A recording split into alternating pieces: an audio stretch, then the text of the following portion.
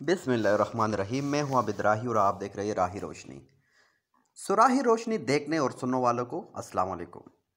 राही रोशनी पे आपको खुशामदीद कहता हूं। आज हम आपको कुछ ऐसा बताने जा रहा है जिससे सुनकर इंसान की रूह तक लर्ज जाती है।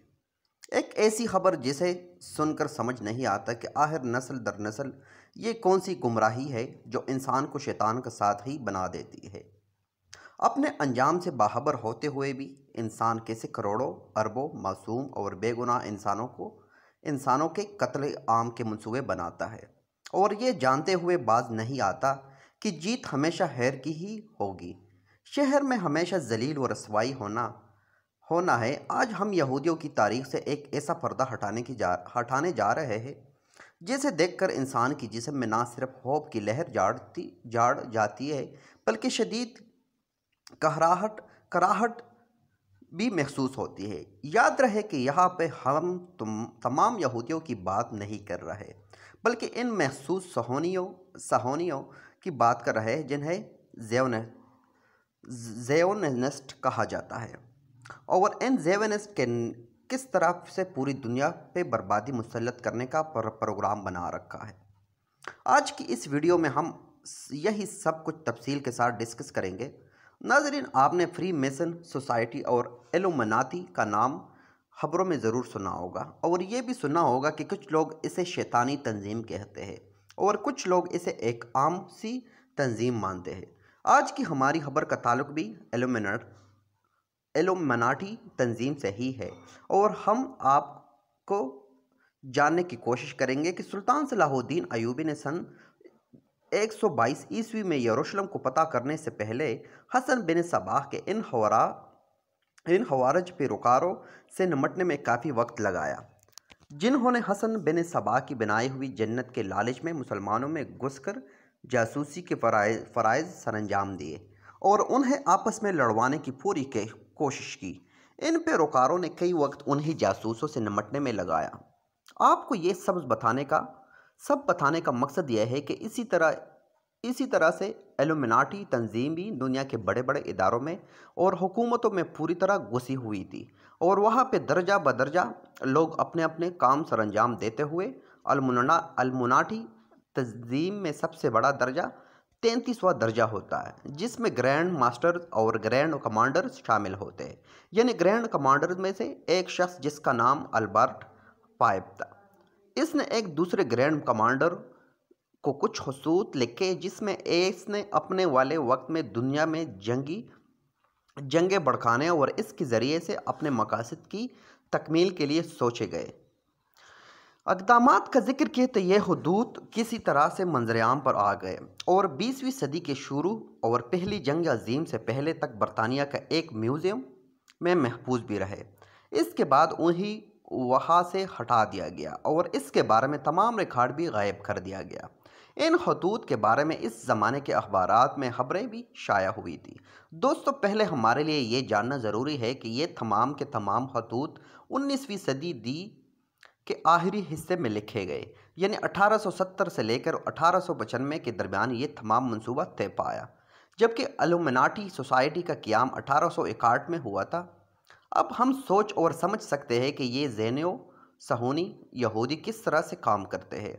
आम यहूदियों और सेऊनी यहूदियों में फ़र्क ये है कि आम यहूदी अल्लाह पर तो ईमान रखते हैं, लेकिन वो हज़रत ईसा अलैहिस्सलाम और इनके बाद हज़रत मोहम्मद मुस्तफ़ा सल्लल्लाहु अलैहि वसल्लम पर ईमान नहीं रखते। जबकि सेऊनी यहूदी अपने आप को यहूदियों के माशरे में यहूदी कहलवाते तो है, लेकिन ये अल्लाह पर ईमान नहीं रखते और ना ही मुल्हद है। ये सब चीज़ों का इनकार करने वाले लोग में शामिल भी नहीं है। ये बड़े महसूस अकायद रखने वाले लोग हैं और इनके हाँ खुदा का दर्जा शैतान को दिया जाता है। यही वजह है कि ये तमाम के तमाम कोशिशें शैतान को दुनिया पे हावी करने के लिए करते हैं।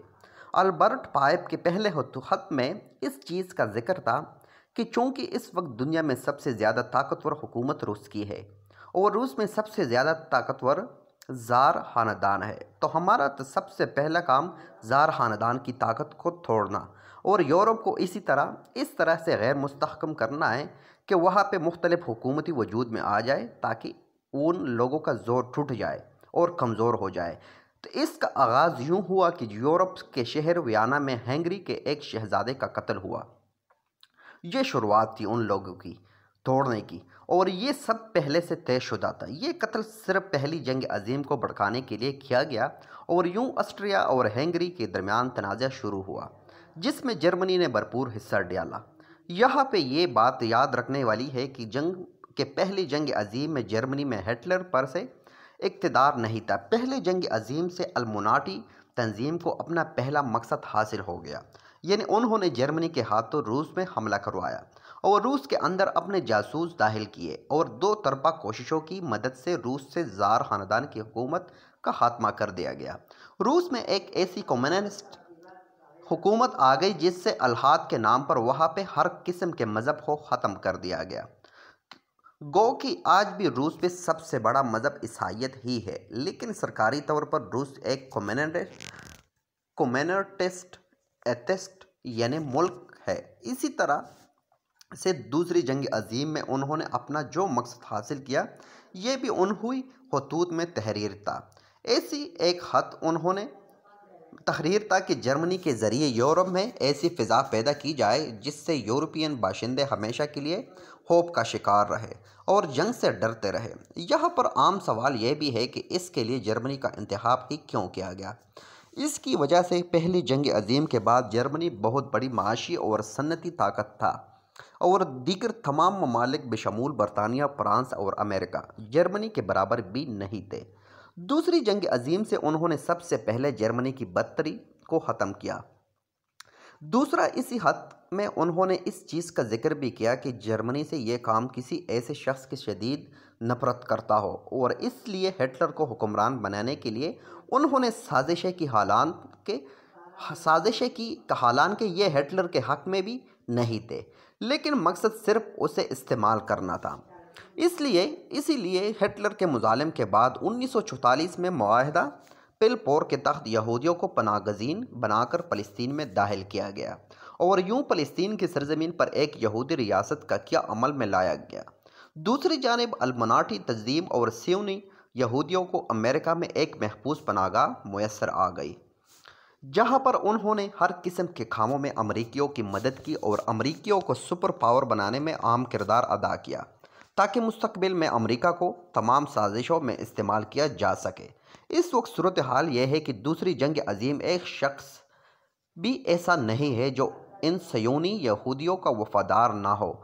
तीसरी जंग अजीम जो इस वक्त हमारे ऊपर मंडला रही है और जिसके आसार साफ नज़र आ रहा है, इसके बारे में भी आज से 250 साल कबल उन्हें खतूत में तहरीर कर दिया गया था।